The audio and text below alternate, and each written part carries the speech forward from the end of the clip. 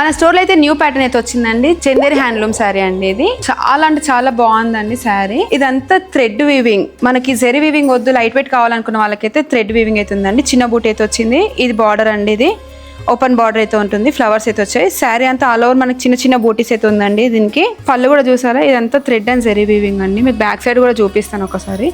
ఇదండి, కుచ్చుకోవడం కూడా ఏమి ఉండదండి. దీనికి సెల్ఫ్ బ్లౌజ్ అయితే ఉంటుందండి.